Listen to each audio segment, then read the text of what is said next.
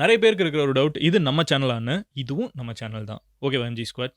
இப்போ வீடியோ பாருங்க. 15 வருஷத்துக்கு முன்னாடி உங்கள யாராலையாவது நரேந்திர மோடி அப்படிங்கிற ஒருத்தர் வந்து இந்தியாவோட பிரைம் மினிஸ்டர் ஆவாருங்கிறத வந்து யாராவது யூகிச்சிருக்க முடியுமா? நான் 15 வருஷத்துக்கு முன்னாடி சொல்றப்ப நரேந்திர மோடி வந்து குஜராத்தோட ஒரு சாதாரண சீஃப் மினிஸ்டர். அவர் வந்து இப்ப எப்படி தமிழ்நாட்டுக்கு ஒரு சீஃப் மினிஸ்டர் இருக்காங்களோ, கேரளாக்கு ஒரு சீஃப் மினிஸ்டர் இருக்காங்களோ, அந்த மாதிரி ஒரு சாதாரண ஒரு சீஃப் மினிஸ்டர். அவர் வந்து ஒரு நாள் வந்து இந்த மாதிரி பிரைம் மினிஸ்டர் ஆவாரு அப்படிங்கிற ஒரு விஷயத்தை வந்து அப்ப யாருமே யூகிக்காத ஒரு விஷயம். ஆனா அதே அமெரிக்கால பாத்தீங்கன்னா 15 வருஷத்துக்கு முன்னாடி ட்ரம்பும் அதே மாதிரி ஒரு ஆள் தான். ஒரு சாதாரண ஒரு பொலிட்டீஷியன், ஒரு பிசினஸ்மேன், சாதாரணமா ஒரு சின்ன கட்சி வச்சிருக்க ஒரு கட்சியில இருக்கிற ஒரு சின்ன ஒரு கதாபாத்திரம் தான் அந்த ட்ரம்ப் அப்படிங்கிற ஒரு கேரக்டர், டொனால்ட் ட்ரம்ப் அப்படிங்கிறவர். ஆனா 1990ல அவர் அப்படி இருக்கிறப்பமே வந்து சிம்சன் அப்படின்னு சொல்லப்படுற ஒரு கார்ட்டூன் இருந்துகிட்டு அவர் வந்து இந்த மாதிரி கொஞ்சம் ஃபியூச்சர்ல இருந்துகிட்டு கண்டிப்பா வந்து ஒரு நாள் பிரசிடென்ட் ஆவாரு அப்படிங்கறத வந்து யூகிச்சிருந்தாங்க. அதே மாதிரி அவரும் பிரசிடென்ட் ஆனாரு. இன்னைக்கு நம்ம பேச போறது இந்த யூகிச்ச சிம்சன் அப்படின்னு சொல்லப்படுற இந்த கார்ட்டூனை பத்தி தான்.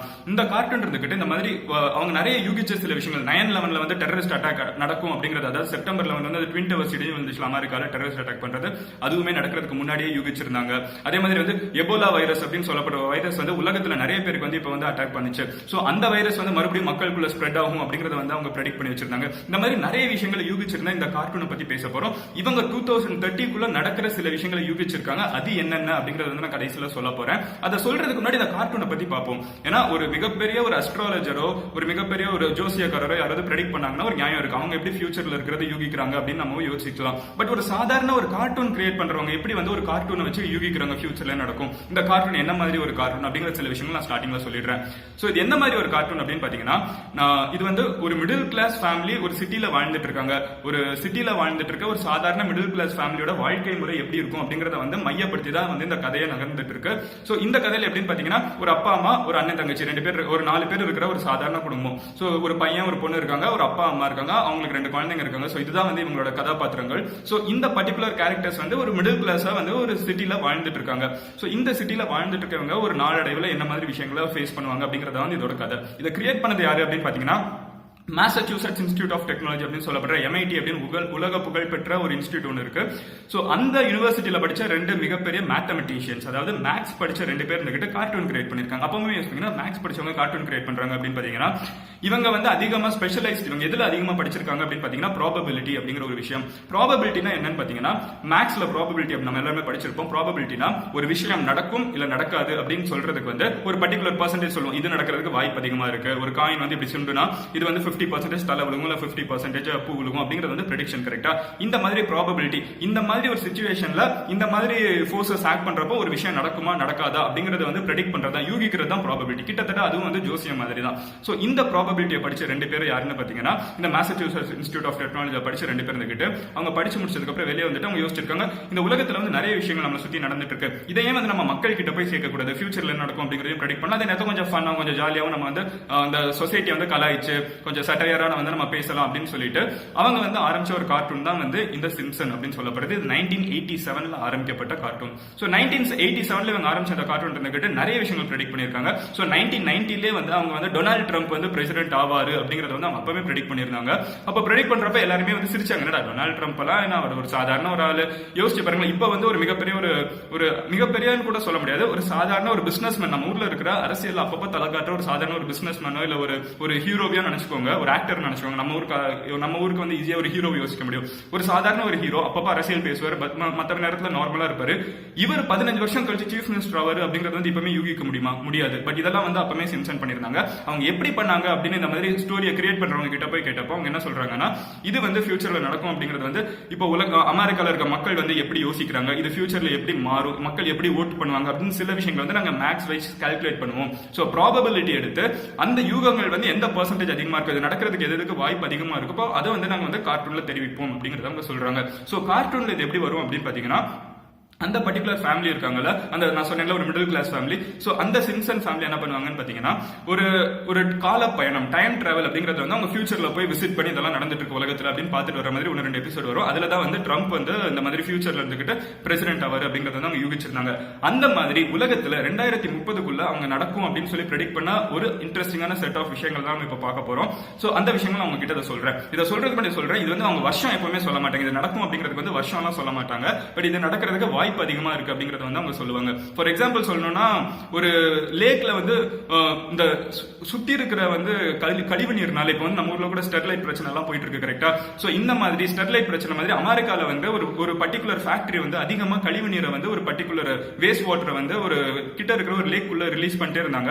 அப்போ வந்து சிம்சன் வந்து ஒரு 5 வருஷத்துக்கு முன்னாடி ப்ரெடிக்ட் பண்ணியிருந்தாங்க, இந்த மாதிரி கழிவு நீரை விட்டுட்டே இருந்தீங்கன்னா அங்க இருக்க மீன் கூட வந்து அதோட பரிணாம வளர்ச்சி படி அது இவால்வ் ஆயிடும், அதோட ஷேப்பே வந்து மாறிடும், அது வந்து மியூட்டேஷன் அடைஞ்சிரும் அப்படிங்கறத சொன்னாங்க. அதோட ஷேப்பே மாறும், மீனே வந்து வேற மாதிரி இருக்கும். இப்படியே வந்து கழிவு நீர் போக போக நம்ம வந்து சுவாசிக்க எல்லாமே நம்ம உடம்பு மாறும், அது மாதிரி மீன் மாறிடும் அப்படிங்கறது வந்து அவங்க ப்ரெடிக்ட் பண்ணி வச்சிருந்தாங்க. ஒரு பர்டிகுலர் சீன்ல வந்து அந்த அப்பாவும் பையனும் வந்து மீன் பிடிச்ச ஒரு அண்ணனும் தங்கச்சி மீன் பிடிச்சிட்டு இருக்கப்போ ஒரு 3 கண்ணு இருக்கிற ஒரு மீன் வர்ற மாதிரி அவங்க ப்ரெடிக்ட் பண்ணி வச்சிருந்தாங்க.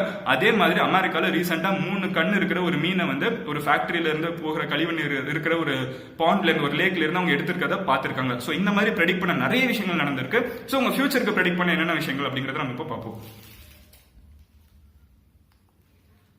First one, robot workers. So 2030 வந்து இது நடக்கிறதுக்கு வாய்ப்பு அதிகமா இருக்கா அப்படின்னு வந்து இன்டர்நெட்ல நிறைய பேர் பேசின சில விஷயங்கள் சொல்றேன். ஃபர்ஸ்ட் ஒன் வந்து 2030 வந்து ரோபோட் ஒர்க்கர்ஸ் அதிகமா இருப்பாங்க. அந்த கார்ட்டூன்ல எப்படி காமிப்பாங்கன்னு பாத்தீங்கன்னா அந்த அப்பா வந்து வேலைக்கு எப்பவுமே போயிட்டு இருக்காரு. ஸோ இது வந்து மிடில் கிளாஸ் ஃபேமிலி கரெக்டா. 2030 அப்படிங்கிறப்ப வந்து அவருக்கு வந்து வயசு ஆயிடுது, ஒரு 50 வயசு கிட்ட இருக்குது. ஸோ அவர் அந்த மாதிரி வேலைக்கு போயிட்டு இருக்கப்போ என்னதுன்னு பாத்தீங்கன்னா அவர் வந்து வேலை வந்து எனக்கு ரொம்ப கஷ்டமா இருக்குங்க, வீட்டுல யாருமே வந்து ஒழுங்கா சாப்பிட முடியல, எனக்கு வந்து இன்னும் கொஞ்சம் வேலை இந்த சம்பளத்தெல்லாம் இன்க்ரீஸ் பண்ணித்தாங்க, விலைவாசி எல்லாம் ஏறிடுச்சு அப்படிங்கறது வந்து அவர் கேட்கிறாரு. அவர் அப்படி கேட்கிறப்ப என்ன ஆகுதுன்னு பாத்தீங்கன்னா அங்க இருக்க கம்பெனி ஃபேக்டரி ஓனர்ஸ் எல்லாருமே சொல்றாங்க, இல்ல இப்படிலாம் பண்ண முடியாதுங்க, நீங்க வந்து கம்மியா தான் சம்பளம் தரும், நீங்க வேலை பாருங்க அப்படிங்கறத சொல்றாங்க. பட் இங்க இருக்க மக்கள் தான் இருந்துகிட்டு பயங்கரமா போராடி வெளியே இருந்துகிட்டு இல்ல நீங்க கண்டிப்பா வந்து சம்பளத்தை ஏத்தி தான் தரணும் அப்படிங்கறத சொல்றாங்க. அப்போ அவங்க என்ன பண்றாங்கன்னு பாத்தீங்கன்னா ஃபேக்டரி ஓனர்ஸ் இருந்துகிட்டு ரோபோட்ஸ் வந்து கம்பெனிக்குள்ள இன்ட்ரோடியூஸ் பண்றாங்க. ரோபோட் என்ன பண்ணுதுன்னு பாத்தீங்கன்னா ஒரு சாதாரண மனுஷன் பண்ற வேலையை ஒரு மெஷின் பண்ண ஆரம்பிச்சுன்னா அந்த ரோபோட்டுக்கு வந்து நம்ம கொடுக்க வேண்டியது காசு கிடையாது, ஒரு டைம் இன்வெஸ்ட்மெண்ட், அது வாங்குறது மட்டும் தான் காசு. அதுக்கு வந்து நம்ம சாப்பாடு போட வேணாம், அதுக்கு வந்து எந்த செலவுமே கிடையாது, அதுக்கு வந்து நீங்க இன்சூரன்ஸ் கொடுக்க வேணாம். பட் ஒரு மனுஷனை வேலைக்கு எடுத்தோம்னா அவனுக்கு வந்து நீங்க வந்து காசு கொடுக்கணும், அவனோட ஃபேமிலியை பத்தி பாத்துக்கணும், அவனுக்கு இன்சூரன்ஸ் கொடுக்கணும், அவன் வேலை பார்த்துட்டு இருக்கப்போ அவனுக்கு உடம்புக்கு ஏதாவது பிரச்சனை இருந்துச்சுன்னா அதுவும் கம்பெனி தான் எடுத்துக்கணும் அப்படின்னு நிறைய பிரச்சனைகள் இருக்கப்போ சோ அப்போ இருக்க கம்பெனிஸ்ல 2030 என்ன யோசிப்பாங்கன்னா ஒரு மனுஷனை ஹையர் பண்றதை விட ஒரு மனுஷனுக்கு வேலை கொடுக்கறத விட ஒரு ரோபோட்டை வந்து அந்த வேலையை செய்ய வச்சிடலாம். இன்னும் வந்து ஐடில இருக்கவங்க நிறைய பேருக்கு ஆட்டோமேஷன் அப்படிங்கிற ஒரு டேர்ம் நிறைய பேர் கேள்விப்பட்டிருப்பீங்க. ஆக்சுவலா அதுதான் நடந்துட்டு இருக்கு. இப்பவுமே நிறைய கம்பெனிஸ் வந்து இந்த மாதிரி மனுஷங்களை வேலை செய்யறத விட எல்லாத்தையுமே வந்து கம்ப்யூட்டரே பாத்துக்கட்டும், எல்லாமே வந்து மெஷினே பாத்துக்கட்டும், ஏன்னா வந்து அது கண்டிப்பா பண்ணும் அப்படிங்கிற ஒரு நம்பிக்கை இருக்கு. அதனால வேலை வாய்ப்பு அதிகமா வந்து இருக்காது. ஃபியூச்சர்ல வந்து நிறைய ரோபோட்ஸ் தான் வேலை பார்க்கும். அந்த மாதிரி ரோபோட் பத்தி தெரியாதவங்க இல்ல கோடிங் தெரியாதவங்க வந்து நிறைய பேர் வேலை இழந்துருவாங்க. எஸ்பெஷலி ஹார்ட் ஒர்க், அதாவது மெஷின்ல வேலை பார்க்குற நிறைய பேர். இப்போ வந்து ஒரு பர்டிகுலர் வேலை இருக்கும், ஒரு கார் ஃபேக்டரி பாத்தீங்கன்னா ஒருத்தரோட வேலை இருந்துகிட்டு ஒரு டயரை வந்து மாற்றுறதா அவரோட வேலையாவே இருக்கும். பட் இதை வந்து ஃபியூச்சர்ல ஒரு ரோபோட் வந்து ஈஸியா பண்ண ஆரம்பிச்சிடும். அந்த டயரை மாற்றுறதுக்கு வந்து ஒரு ஆளே தேவையில்லை, அது கம்ப்ளீட்டா ஒரு ரோபோட்டே பண்ண ஆரம்பிச்சிடும். ஸோ இந்த மாதிரி நிறைய வேலைகள் வந்து போயிடும், புதுசா வேலைகள் வர ஆரம்பிச்சிடும். இப்போ இருக்கிற நிறைய வேலை அழிஞ்சு பேர் வேலை வாய்ப்பு வந்து இல்லாம நிறைய பேர் இருப்பாங்க அப்படிங்கறது ஒன்று ப்ரெடிக்ட் பண்ணியிருக்காங்க. அடுத்த ப்ரெடிக்ஷன் என்ன அப்படின்னு பாத்தீங்கன்னா holographic phones for entertainment. So phone அப்படின்னு சொல்லப்பட்டது வந்து இப்போ நம்ம ஒரு ஃபோன் வந்து ஸ்கிரீன் பார்த்து அதுக்குள்ள பார்த்துட்டு இருக்கோம் கரெக்டாக. இந்த வீடியோ வந்து நீங்க வந்து ஒரு ஸ்கிரீன்ல பார்த்துட்டு இருக்கீங்க. பட் ஃபியூச்சர்ல என்ன ஆகும் அப்படின்னு பாத்தீங்கன்னா தியேட்டரா இருக்கட்டும் இல்ல போனா இருக்கட்டும் எல்லாமே வந்து ஒரு இந்த ஷேப்ல இருக்கும். இந்த ஒரு ப்ரொஜெக்டர் மாதிரி வச்சுக்கிட்டு நம்ம பார்க்குற எந்த விஷயம் வீடியோ கேமா இருக்கட்டும் இல்ல வீடியோவா இருக்கட்டும் எதா இருந்தாலுமே வந்து நம்ம கண்ணு முன்னாடி கம்ப்ளீட்டா பிளே ஆகும் அப்படிங்கறத சொல்றாங்க. ஸோ இது வந்து நிறைய இந்த எந்திரன் படத்துல எல்லாம் காமிக்கிற ஒரு சீன் மாதிரி வச்சுக்கோங்களேன். ஒருத்தவங்க நடந்து போறாங்கிறத நீங்க ஸ்கிரீனுக்குள்ள பார்க்க வேணாம், அவங்க முன்னாடியே இருந்து அவங்க நடந்து போயிட்டு இருப்பாங்க. அது வந்து ஒரு ப்ரொஜெக்டர் மாதிரி கீழே வச்சு மேல வந்து நம்ம ஹோலோகிராம் யூஸ் பண்ணி அதை காமிக்க முடியும் அப்படிங்கறத சொல்றாங்க. இப்போ நான் இங்க பேசிட்டு இருக்கேன்னா உங்க ஸ்கிரீனுக்குள்ள பேசிட்டு இருக்க மாட்டேன், உங்க முன்னாடியே நின்று நான் பேசிட்டு இருக்க மாதிரி இருக்குல்ல, உங்க கிட்டே நின்று பேசிட்டு இருக்க மாதிரி இருக்கும். அது வந்து நீங்க போனை கீழே வச்சா போதும் அதுல இருந்து வர லைட் இருந்துகிட்டு அந்த மாதிரி ஒரு துருவத்தை காமிக்கும் உங்க முன்னாடி. இந்த மாதிரி ஒருத்தவங்க உண்மையில அங்க இருக்கிற மாதிரி காமிக்கும் அப்படிங்கறது வந்து சொல்றாங்க. இது வந்து ஃபியூச்சர்ல 2030 வரப்போற டெக்னாலஜி அப்படிங்கறத சொல்லியிருக்காங்க. அதுக்கான ரிசர்ச் ஒர்க் ஆல்ரெடி போயிட்டு இருக்கு. சோ அடுத்தவங்க என்ன கண்டுபிடிச்சிருக்காங்கன்னு பாத்தீங்கன்னா ப்ரெடிக்ட் பண்ணிருக்காங்க, யூகிச்சிருக்காங்கன்னு பாத்தீங்கன்னா Trump will break America. So Trump வந்து எப்படி அவர் வருவாருங்கிறத வந்து அவங்க யூகிச்சாங்களோ அதே மாதிரி ட்ரம்ப் இருக்கிறப்ப வந்து அமெரிக்காவோட புகழ் வந்து பயங்கரமா கீழே போயிடும் அப்படிங்கறத அவங்க எதிர்பார்க்கறாங்க. நம்மளுக்கு ஆல்ரெடி தெரியும் கரெக்டா. இப்போ வந்து அமெரிக்காவை பத்தி யாருமே பெருசா பேசுறது, அதோட இந்தியாவை பத்தியும் சைனாவை பத்தி தான் பேசிட்டு இருக்கோம். அதை வந்து 1990 அவங்க யூகிச்சு வச்சிருக்கதா இன்ட்ரெஸ்டிங்கான விஷயம். ஸோ அப்போ என்ன சொல்றாங்கன்னு பாத்தீங்கன்னா 2030 மோஸ்டா வந்து ட்ரம்ப் வந்து அந்த அமெரிக்கா வந்து எந்த அளவுக்கு வளர்ந்துருக்கோ அந்த கண்ட்ரி வந்து கம்ப்ளீட் அடிச்சு கீழே நொறுக்கிடுவாங்க அப்படிங்கறத அவங்க சொல்றாங்க. ஸோ இதை பத்தி அந்த கிரியேட் பண்ணவங்க கிட்ட போய் கேட்டப்ப அவங்க சொல்றது சாதாரண விஷயம் தான். வரலாறு அப்படிங்கிறது வந்து repeats itself, history repeats itself அப்படின்னு சொல்லுவாங்க. இது எந்த கண்ட்ரியா இருந்தாலும் சரி, இப்போ தமிழ்நாட்டில் வந்து ராஜராஜ சோழன் காலத்துல வந்து உலகத்திலே ஒரு மிகப்பெரிய கண்ட்ரியா இருந்தாலும் அதுக்கப்புறம் வந்து மறுபடியும் கீழே போச்சு, மறுபடியும் மேல வருது. இது வந்து ஒரு சைக்கிள் நடந்துகிட்டே இருக்கும். காலம் வந்து அப்படிதான் மறுபடியும் நடந்த விஷயத்தையும் நடத்திட்டு இருக்கும். அந்த மாதிரி அமெரிக்கா வந்து எந்த அளவுக்கு வளர்ந்துச்சோ அது கீழே போகிறதுக்கு யாராவது காரணமா இருப்பாங்க. எங்களோட கெஸ் வந்து அது ட்ரம்பா தான் இருப்பாரு அப்படிங்கறத வந்து அவங்க சொல்றாங்க. சோ அமெரிக்கா எந்த அளவுக்கு வளர்ந்திருக்கு நம்ம நினைக்கிறோமோ அதை விட கேவலமா வந்து கீழே போயிடும் அப்படிங்கறத வந்து அவங்க ப்ரெடிக்ட் பண்ணி வச்சிருக்காங்க. பயங்கரமா அடி வாங்கும், பட் அதுக்கப்புறம் மறுபடியும் ரைஸ் ஆகும். பட் அமெரிக்காவோட இந்த ட்ரம்போட காலகட்டத்தில் வந்து உலகத்திலே பவர்ஃபுல் கண்ட்ரின்னு அமெரிக்கா சொல்றோம்ல, பட் அது முடிஞ்சிடும், அதுக்கப்புறம் அதை சொல்ல மாட்டாங்க அப்படிங்கறத வந்து அவங்க ப்ரெடிக்ட் பண்ணிருக்காங்க. 4வது ப்ரெடிக்ஷன் என்ன அப்படின்னு பாத்தீங்கன்னா, ஃபிளைட்ஸ் வில் கோ மிஸ்ஸிங் அப்படிங்கறத வந்து அவங்க ப்ரெடிக்ட் பண்ணிருக்காங்க. இது ஏன் அவங்க ப்ரெடிக்ட் பண்ணாங்கன்னு சொல்லல, பட் அவங்க வந்து இப்போ வந்து கூட மலேசியன் ஃபிளைட்லாம் வந்து காணாம போச்சுல, அதை வந்து அவங்க அப்பவே ப்ரெடிக்ட் பண்ணிருக்காங்க. கிட்டத்தட்ட ஒரு 10 வருஷத்துக்கு முன்னாடி அவங்க சொல்லியிருக்கிறது என்னன்னு பாத்தீங்கன்னா, ஃபிளைட் வந்து கூடிய சீக்கிரம் காணாம போக ஆரம்பிச்சிடும். 2030 நிறைய ஃபிளைட்ஸ் காணாம போகும். ஏன்னா டெக்னாலஜி வந்து ரொம்ப நம்ப முடியாது. அப்பப்ப டெக்னாலஜி வந்து இந்த மாதிரி பிரச்சனை வரப்போ நிறைய ஃபிளைட்லாம் காணாம போகும் அப்படிங்கறத அவங்க ப்ரெடிக்ட் பண்றாங்க. ஏன் ஃபிளைட் அவங்க ஸ்பெசிஃபிக்கா சொன்னாங்கன்னு தெரியல. ஏன்னா 1990 வந்து ஃபிளைட் ஒரு மொத்த ஃபிளைட்டே காணாம போகும் அப்படிங்கறதுலாம் வந்து யூகத்துக்கு அப்பாற்பட்ட ஒரு விஷயம். பட் அதெல்லாம் வந்து அப்பவே ப்ரெடிக்ட் பண்ணி வச்சிருக்காங்க. அடுத்து அவங்க ப்ரெடிக்ட் பண்ண விஷயம் என்னன்னு பாத்தீங்கன்னா, கோயிங் டு மார்ஸ். சோ இந்த மாதிரி செவ்வாய் கிரகத்துக்கு போறது அப்படிங்கிறது வந்து பயங்கரமா பேசப்படுற ஒரு டாபிக். 2030 மக்கள் வந்து சாதாரண டூர் மாதிரி போக ஆரம்பிச்சிருவாங்க. இப்ப எப்படி வந்து ஒரு கண்ட்ரில இருந்து இன்னொரு கண்ட்ரிக்கு டூருக்கு போறாங்களோ அந்த மாதிரி செவ்வாய் கிரகத்துக்கு வந்து உலகத்துல இருக்க மிகப்பெரிய பணக்காரங்க வந்து டூருக்கு போக ஆரம்பிச்சிருவாங்க. அதுக்குள்ள வந்து ஒரு பேஸ் மாதிரி அங்க செட் பண்ணிடுவாங்க, ஹோட்டல் எல்லாம் வைக்க ஆரம்பிச்சிருவாங்க. சோ செவ்வாய் கிரகத்துக்கு போறதுங்கிறது வந்து இன்னும் 2030 நடக்க ஆரம்பிச்சிடும் அப்படிங்கறத அவங்க ப்ரெடிக்ட் பண்ணிருக்காங்க. அண்ட் அவங்க கடைசியா ப்ரெடிக்ட் பண்ண ஒரு விஷயம், இது வந்து கொஞ்சம் கேட்கறது கொஞ்சம் அப்சர்டா இருக்கும், பட் இது வந்து அவங்க ப்ரெடிக்ட் பண்ண ஒரு விஷயம். இது வந்து 2030 நிறைய பேர் புரிஞ்சுப்பாங்கிறத வந்து அவங்க சொல்றாங்க. அது என்னன்னு பாத்தீங்கன்னா, ரெப்டிலியன் மென் ஷேப் ஷிஃப்டர்ஸ் அப்படிங்கறத சொல்றாங்க. இது வந்து கேட்க கொஞ்சம் அப்சர்டா இருக்கு, ஒரு இன்டர்நெட் வதந்தி மாதிரி இருக்கு, பட் இது வந்து ஆல்ரெடி சிம்சன் ஷோல காமிச்ச ஒரு விஷயம். இது வந்து அதனால நான் கடைசியா சொல்றேன். ஷேப் ஷிஃப்டர்ஸ்னா என்னன்னு பாத்தீங்கன்னா, ஒரு ரூபத்துல இருந்து இன்னொரு ரூபத்துக்கு மாறுற சக்தி இருக்கவங்க. இவங்க என்ன சொல்றாங்கன்னு பாத்தீங்கன்னா, சிம்சன் ப்ரெடிக்ஷன்ஸ் படி ஏலியன்ஸ் வேற்று கிரக வாசிகள் வந்து ஆல்ரெடி உலகத்துக்குள்ள வந்திருக்காங்க. அவங்க உலகத்துல இருக்க மக்கள்லாம் வந்து தன்னோட கண்ட்ரோல்ல இருக்கணுங்கிறதுக்காக மிகப்பெரிய இந்த மக்களோட ரூலர்ஸ் அப்படின்னு சொல்லப்படுறவங்க இருப்பாங்க, கரெக்டா? சோ இந்த மக்களோட ரூலர்ஸ் இந்த மிகப்பெரிய 5 பணக்காரங்க, ராத்ஸ்டைல்ட் ஃபேமிலியா இருக்கலாம், இல்ல வந்து ராக்ஃபெல்லர் ஃபேமிலியா இருக்கலாம், இல்ல வந்து ட்ரம்பா இருக்கலாம், இல்ல வேற யாராவது இங்க மிகப்பெரிய ரூலர்ஸ்ல இருக்காங்க, நாட்டை ஆள்றவங்க.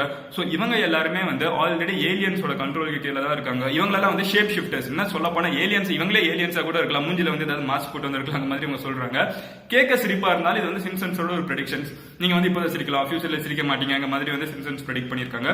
நிறைய பேர் நம்மள கண்ட்ரோல் பண்றவங்க மனிதர்களே கிடையாது. மனிதர்களை வந்து இந்த மாதிரி ஒரு சிஸ்டம்குள்ள ஏன் எதுக்குன்னே தெரியாம ஓட விட்டுட்டு இருக்கணுங்கிறதுக்காக வேற்று கிரகத்துல இருந்து வந்தவங்க நிறைய பேர் உள்ளுக்குள்ள இருக்கலாம் அப்படிங்கிற மாதிரி ஒன்று ப்ரெடிக்ட் பண்ணி வச்சிருக்காங்க. எனக்கு தெரிஞ்சு நான் சொன்ன இத்தனை ப்ரெடிக்ஷன்ஸ்ல இது வந்து கொஞ்சம் அப்சர்டா இருந்த மாதிரி எனக்கு தெரிஞ்சு. எனக்கு வந்து இதுல ரொம்ப பெருசா நம்பிக்கை இல்லை, பட் இருந்தாலும் இது ஒன்று ப்ரெடிக்ட் பண்ணிருக்காங்க அப்படிங்கறத நான் சொல்லணும்னு நினைச்சேன்.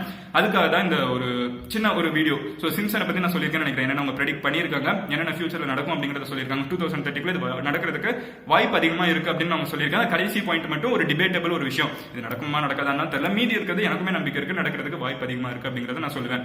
சோ அதுக்காக இந்த வீடியோ. நிறைய பேர் சிம்சன் ப்ரெடிக்ஷன் ரொம்ப நாளா கேட்டுட்டு, அதுக்காக இந்த வீடியோ மேக் பண்ணேன். நீங்க இந்த மாதிரி வேற ஏதாவது வீடியோ பேசணும்னு நினைச்சீங்கன்னா கமெண்ட்ல லீவ் பண்ணுங்க. எந்த கமெண்ட் இருக்கிறது அதிகமா தம்ஸ் அப் இருக்கும், அந்த டாபிக் பத்தி முடிஞ்ச அளவுக்கு சீக்கிரமா பேசுறேன். அண்ட் கேட்கிற கமெண்ட் வந்து கொஞ்சம் மறுபடியும் ரிப்பீட் ஆகிற கமெண்டா இருக்கிற வேணாம். ஏன்னா இப்போ ஒரு வீடியோ நான் ஒரு டைம் பண்ணேன்னா, இப்போ வந்து ஒரு சிம்சனோட ப்ரெடிக்ஷன் பண்ணிருக்கேன்னா, அடுத்து வந்து நீங்க வேற யாராவது ப்ரெடிக்ஷன் கேட்டீங்கன்னா மறுபடியும் ப்ரெடிக்ஷன் பத்தி யூகிக்கிறதே இருக்கும். அப்போ வந்து ரிப்பீட் ஆனா நல்லா இருக்காது. சோ சென்சிபிள் டாபிக்ஸ், வித்தியாசமான டாபிக்ஸ் பேசும் அப்படிங்கிறதையும் சொல்றேன். அண்ட் நீங்க எங்கேயாவது ஃபாலோ பண்ணணும்னு நினைச்சீங்கன்னா ஃபேஸ்புக், ஸ்னாப்சாட், இன்ஸ்டாகிராம், ட்விட்டர் எங்கனாலும் MADN ஸ்பேஸ் ஜோல் மதன் குரு பேர் சர்ச் பண்ணுங்க. என்னோட எல்லா சோஷியல் மீடியாக்கும் லிங்க் வந்து கமெண்ட்ல டிஸ்கிரிப்ஷன்ல கொடுத்திருப்பேன். So see you next video. Until then, bye. Madan Gadi signing off here. Cheers.